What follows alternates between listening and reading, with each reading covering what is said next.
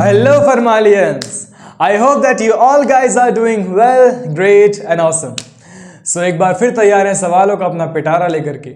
और सवालों के इस पिटारे में से आज हमने निकाला एक ऐसा सवाल जो साइंस स्ट्रीम के हर बच्चे के दिमाग में एक बार जरूर आएगा, और वो सवाल है that what is differentiation.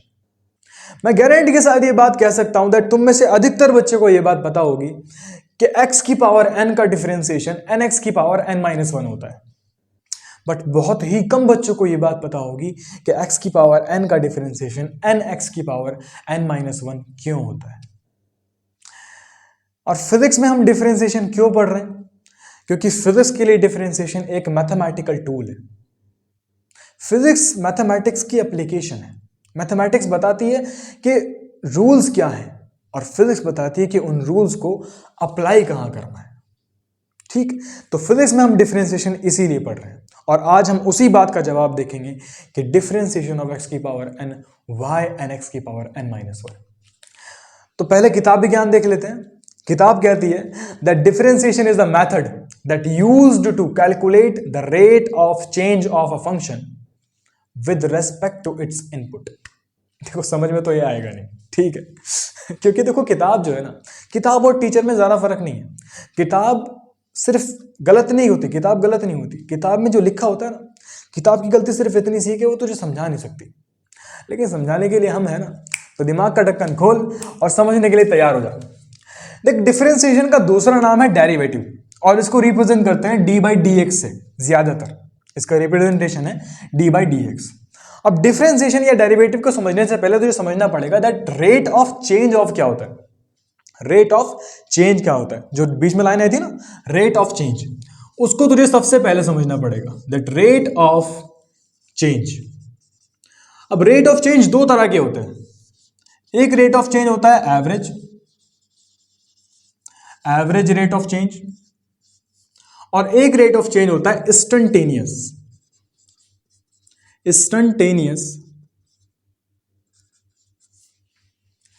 Rate of change. Average rate of change और इंस्टंटेनियस रेट ऑफ चेंज। सच्ची बताओ ना, तो इंस्टंटेनियस रेट ऑफ चेंज को ही हम डेरिवेटिव या डी बाई डी एक्स बोलते हैं या डिफरेंशिएशन बोलते हैं। तो सबसे पहली बात तो ये समझ ले कि रेट ऑफ चेंज क्या होता है। उसके लिए ले लो एक एग्जांपल, भोला और बंटी का भोला और बंटी को अगर नहीं जानते हो तो फर्स्ट वीडियो देखो दैट व्हाट इज फिजिक्स, वहां पे भोला और बंटी की पूरी बात बताइए। अभी मत देखो, फिलहाल यहीं पे रुको, देखो ध्यान से। मान लो भोला और बंटी हैं और दोनों के दोनों एक कार में ट्रैवल कर रहे हैं। ठीक है, दोनों के दोनों एक कार में ट्रैवल कर रहे हैं। अच्छा भाई, भोला और बंटी की कार फिलहाल ए पॉइंट पे है और वो घर जा रहे हैं। घर उनका मान लिया 40 किलोमीटर की डिस्टेंस पे है बी पॉइंट पे। ठीक, बी पॉइंट पे उनका घर है।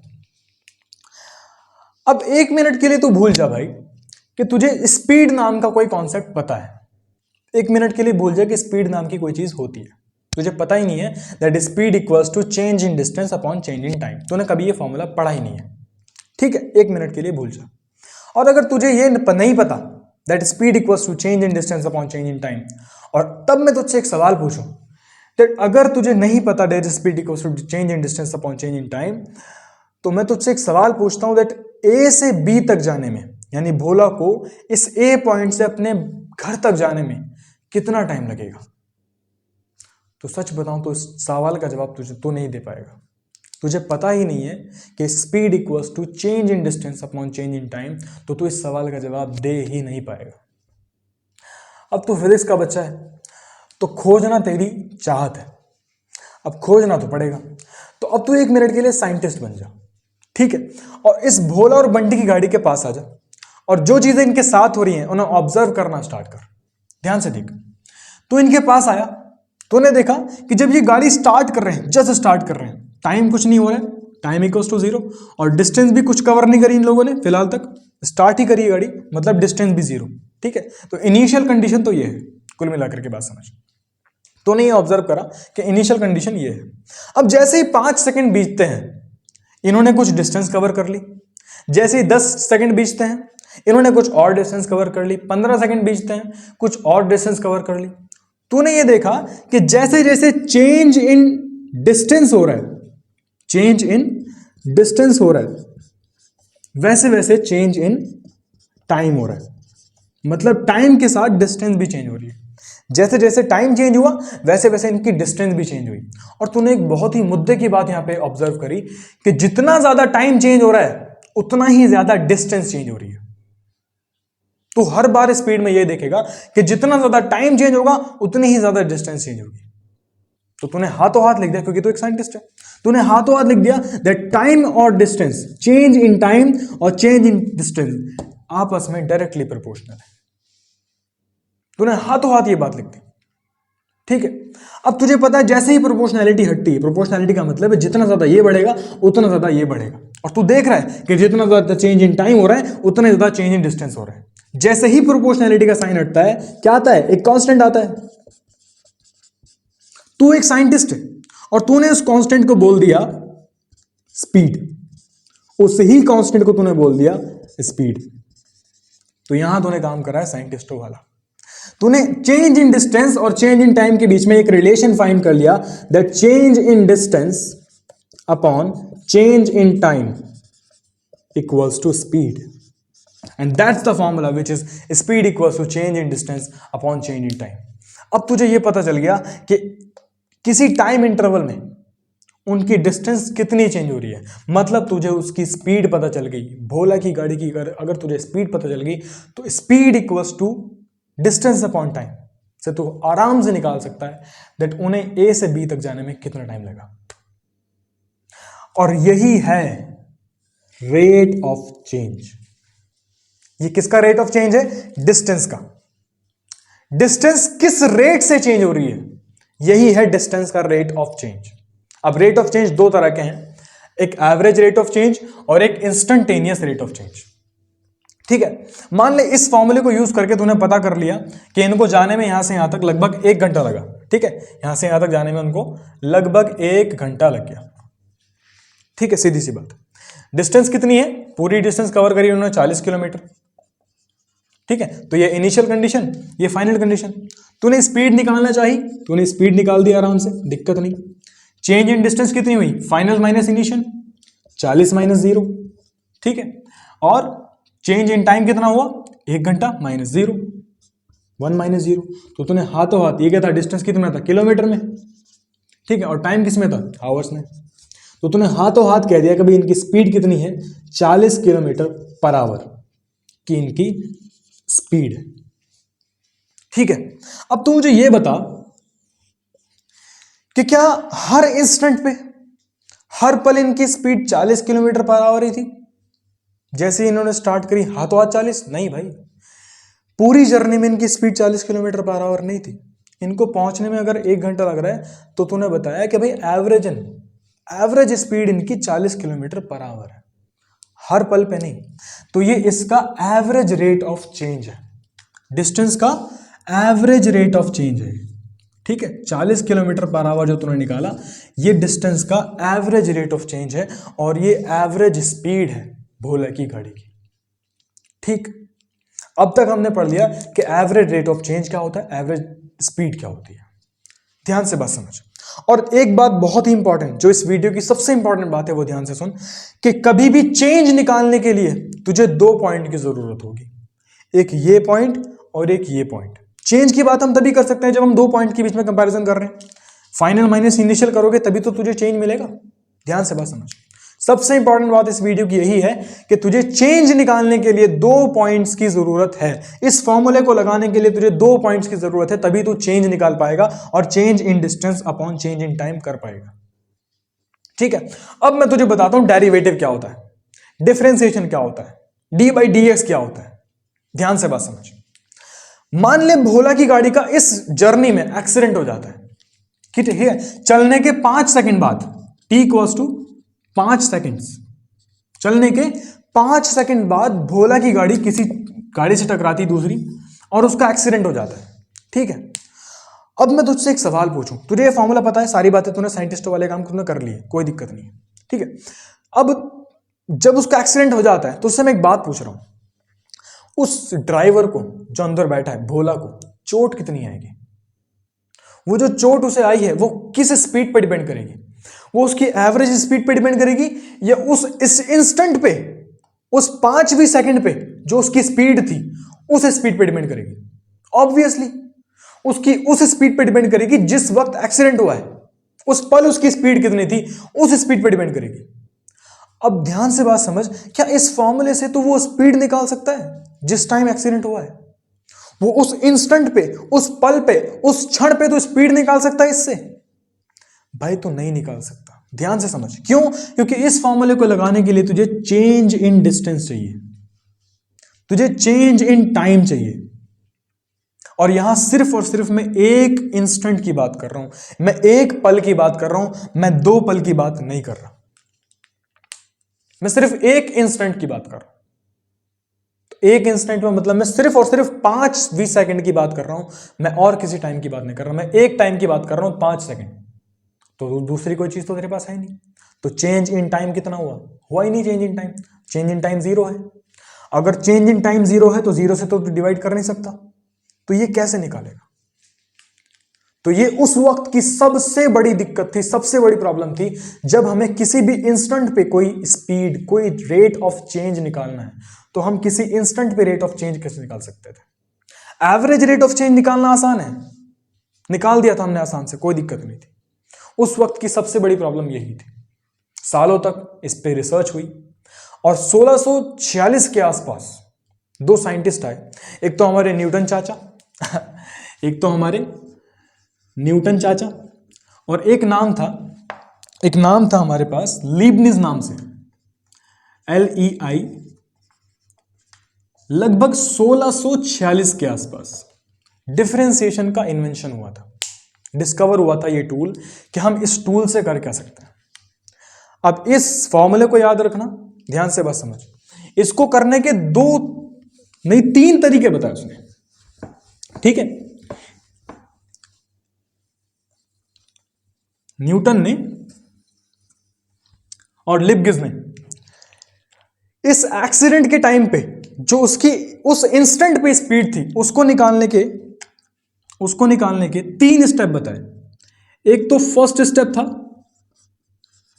फर्स्ट स्टेप में क्या बताया कि भाई देख, सीधी सी बात है, तुझे अगर फॉर्मूला लगाना है speed equals to change in distance upon change in time, तो तुझे चेंज इन डिस्टेंस भी चाहिए, तुझे चेंज इन टाइम भी चाहिए, और चेंज इन टाइम 0 नहीं हो सकता।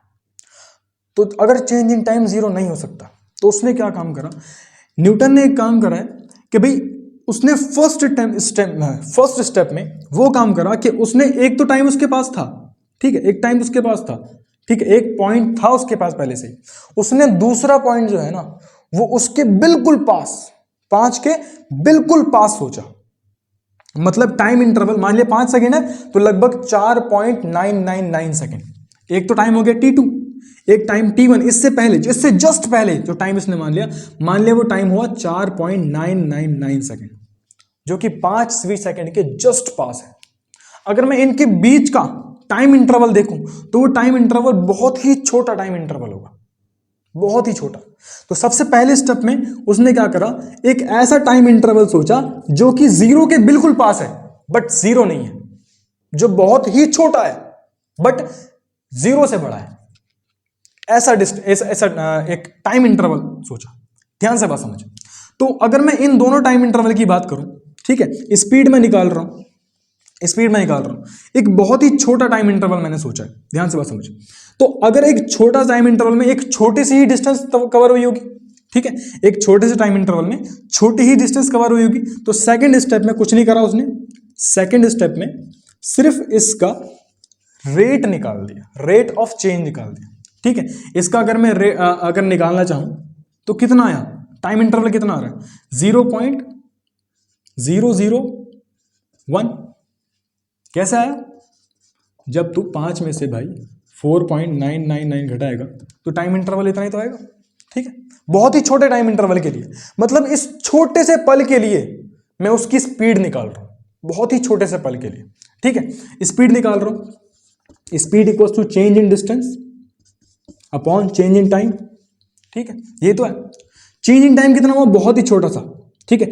उस टाइम पे मान लिया डिस्टेंस जो चेंज हुई है बहुत, 1 मीटर की डिस्टेंस चेंज हुई है, बहुत ही कम डिस्टेंस चेंज हुई है, ठीक है, 0.001, इसे मैं कहूंगा डी/dt। और सच बताऊं तो यही है डेरिवेटिव, यही है डेरिवेटिव, यही है डिफरेंशिएशन, डी/dt। यहां टाइम के रेस्पेक्ट में है और यहां एक्स के रेस्पेक्ट में है। यहां मैं कंपैरिजन कर रहा हूं टाइम से, क्योंकि डिस्टेंस टाइम के साथ चेंज हो रही है। और जब तुम सवाल करते हो वहां पे तुम y और x की बात करते हो, क्योंकि y x के साथ चेंज हो रहा है। इसे कहते हैं इंस्टंटेनियस रेट। सबसे पहला स्टेप, कोई ऐसा टाइम इंटरवल चूज कर लो जो जीरो के बिल्कुल पास लो लेकिन जीरो ना हो। उस इंस्टेंट पे, उस छोटे से टाइम इंटरवल पे आप एवरेज स्पीड निकालो, तुम्हें उस इंस्टेंट पे स्पीड आ जाएगी। और इस ही मेथड को कहा गया डिफरेंशिएशन, इस ही मेथड को कहा गया डेरिवेटिव, इस ही मेथड को रिप्रेजेंट कराया गया डी/dx से। अब इन्हीं तीनों स्टेप्स को अगर मैं किसी फंक्शन पे अप्लाई करता हूं, ठीक है, मान लो मेरे पास एक फंक्शन है which is y equals to x square. y equals to x square के काफी सारे फंक्शन होते हैं, ये असल डिफरेंशिएशन है जो कि तुम मैथमेटिक्स में पढ़ते हो। ध्यान से बात समझो। y equals to x square मान लिया, h equals to ut plus half gt square. Motion की तुमने इक्वेशन पढ़ी है। इसका फ्री फॉल करूं अगर मैं, तो इसकी इनिशियल वेलोसिटी जीरो है, इनिशियल वेलोसिटी जीरो है, यानी u जीरो है, तो ये हाफ gt स्क्वायर ही कहलाएगा। ठीक है, तो ये y हो गया, ये x हो गया, तो y equals to x square की ये इक्वेशन है।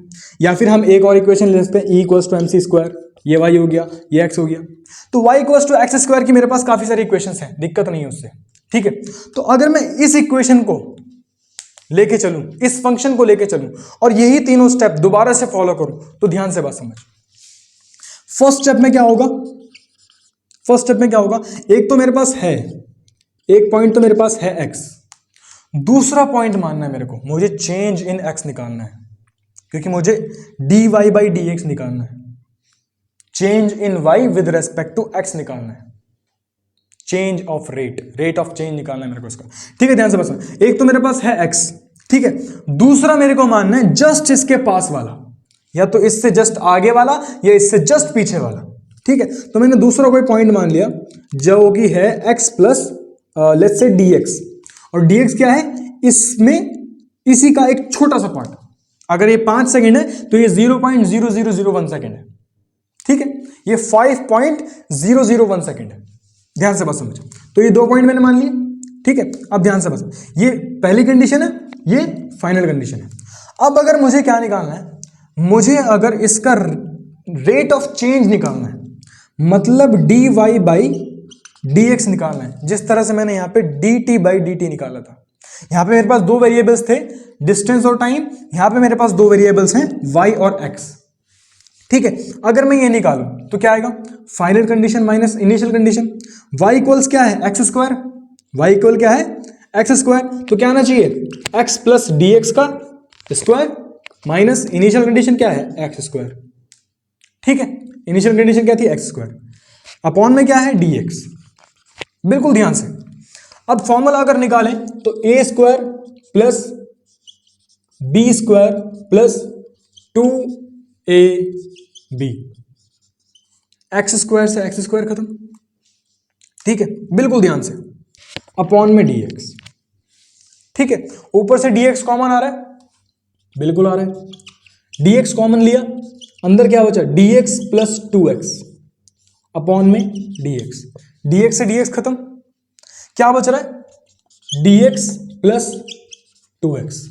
ये आया मेरे पास dy/dx का वैल्यू, ये आया मेरे पास dy/dx का वैल्यू। अब ध्यान से अगर बात तो समझे, तो dy/dx का वैल्यू क्या आया है, dx प्लस 2x। ठीक है, dx क्या है, एक बहुत ही छोटा सा x, बहुत ही छोटा सा x जो जीरो के बिल्कुल पास है, जो जीरो के बिल्कुल पास है। अगर ये बहुत ही छोटा है, तो बहुत ही छोटा है, तो 2x में ये अगर ऐड भी हो गया तो इससे कोई इतना बड़ा फर्क नहीं पड़ेगा, बिल्कुल भी, क्योंकि ये जीरो के बिल्कुल पास है, अप्रोक्सीमेटली जीरो ही है। ठीक है, तो अगर मैं इसको dy/dx को 2x ही लिख दूं तो कोई दिक्कत है क्या, बिल्कुल भी दिक्कत नहीं है, क्योंकि dy/dx का वैल्यू क्या था, dx प्लस 2x, और dx क्या है, अप्रोक्सीमेटली जीरो, तो उसे छोड़ सकते हैं ना, बिल्कुल छोड़ सकते हैं। तो dy बाई डी एक्स का वैल्यू आ रहा है 2x, ठीक है। अगर तू यहां पे x की पावर 2 ना लेकर के x की पावर n लेके चलेगा मेरे भाई, बिल्कुल, और यही तीनों स्टेप वापस से फॉलो करेगा, ये काम मैं तुझ पे छोड़ रहा हूं, सारे काम टीचर्स पे नहीं डाला करते, ये काम तुझ पे छोड़ रहा हूं। x की पावर 2 की जगह x की पावर n लेके चल और यही तीनों स्टेप्स दोबारा फॉलो कर, तो तुझे मिलेगा dy बाई डी एक्स का एक value which is dy by D X n x की पावर n माइनस 1, जिस सवाल का जिक्र मैंने फर्स्टली करा था कि y x की पावर n का डिफरेंशिएशन n x की पावर n माइनस 1। तो मेरा ख्याल है इतनी बड़ी एक्सप्लेनेशन के बाद तुम लोग समझ गए होंगे कि डिफरेंशिएशन क्या चीज है। डिफरेंशिएशन सिर्फ इतनी सी चीज है जो तुम्हें यह बताती है कि कोई चीज किसी और चीज के कंपैरिजन में कितनी तेजी से चेंज हो रही है। उस इंस्टेंट पे अगर किसी भी इंस्टेंट पे तुम्हें कोई भी क्वांटिटी निकालनी है, स्पीड निकालनी है, इंस्टेंट पे तुम्हें वॉल्यूम निकालना है, तुम रोजमर्रा की जिंदगी में बहुत देखते हो जहां पे डिफरेंशिएशन का यूज होता है, किसी इंस्टेंट पे रेट ऑफ चेंज का यूज होता है। रन रेट देख लो, रन रेट देख लो, ये मार्कर है मान लिया, ये मार्कर और ये पेन देख लो। अभी ये मार्कर में क्या, ये सिलेंड्रिकल शेप का है, ये भी सिलेंड्रिकल शेप का है, इसमें और इसमें क्या फर्क है, हाइट का तो इतना बड़ा फर्क नहीं है, ठीक है। अगर मैं देखूं तो इन दोनों में रेडियस का फर्क है, इसकी रेडियस और इसकी रेडियस, इसकी रेडियस और इसकी रेडियस दोनों, ये बड़ी है और ये छोटी है। तो अगर मैं इससे इस पे आऊं तो मैं इसकी रेडियस में चेंज कर रहा हूं, इसकी रेडियस में जैसे मैं चेंज कर रहा हूं ना, इसका वॉल्यूम बढ़ रहा है, इसके अंदर इंक कम आती और इसके अंदर इंक ज्यादा आएगी। तो रेडियस में चेंज होने के साथ साथ इसके वॉल्यूम में भी चेंज हो रहा है। तो डिफरेंशिएशन ये बताएगा कि कितनी रेडियस पे इसका कितना वॉल्यूम होगा।